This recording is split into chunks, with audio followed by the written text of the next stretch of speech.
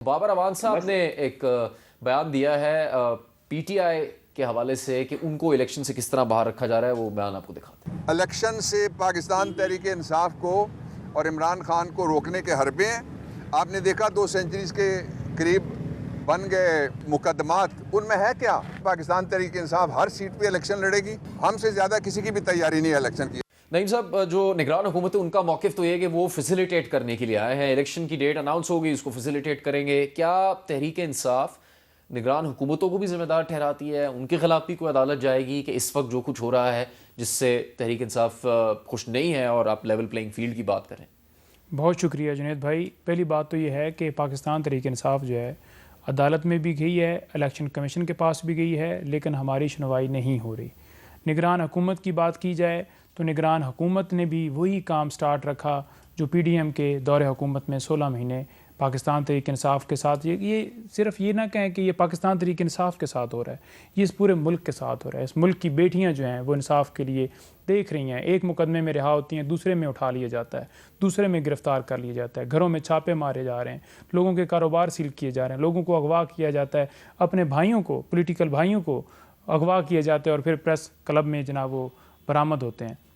تو یوں آپ کہیں گے کہ یہ لیول پلینگ فیلڈ ہے؟ یہ ملک کے اندر بنیادی انسانی حقوق کی خلاف ورزی نہیں ہو رہی؟ یہاں پر اگر چیف صاحب کہیں نگران حکومت ہے جس کے خلاف سب سے زیادہ شکایت ہے تحریک انصاف کو؟ بالکل ہے جی، بالکل ہے، کیونکہ ان کے دور حکومت میں پنجاب میں کے پی میں آپ دیکھیں، کے پی میں باقاعدہ طور پر ان کے دور حکومت میں ابھی گولیاں چلی ہیں پاکستان تحریک انصاف کے جلسے کے اوپر، وہاں پر کارنر میٹنگ جلسہ اجتماع کرنے کی کوشش کی گئی۔ لاہور میں اسی طرح بختر بند گاڑیاں لا کر وکیلوں کو اٹھا کر دہشت گردی کے ان کے اوپر ایف آئی آر درج کی گئی۔ تو یہ اس کے اندر باعث صاحب کو نظر نہیں آتی۔ اور دوسرے نمبر پر بات کی جائے جو رانجہ صاحب کہہ رہے ہیں گرانٹس کے حوالے سے، تو میں خود بھی، میرا علاقہ ہے سرگودا، ان کا 7 والا حلقہ ہے 83 اور 82 کا مجھے یہ ضرور پتہ ہے کہ وہاں پر گرانٹیں بالکل چل رہی ہیں، اور لوگ جو میرے وہاں پر میرا جن لوگوں کے ساتھ رابطہ ہے وہ بتاتے ہیں کہ وہ اگر کوئی کسی نے سڑک بنوانی ہے یا کوئی کرنا ہے تو وہ ووٹ چھوٹ اور وہ جو ان کا پرانا ہے پروسیس وہ بالکل کر رہے ہیں۔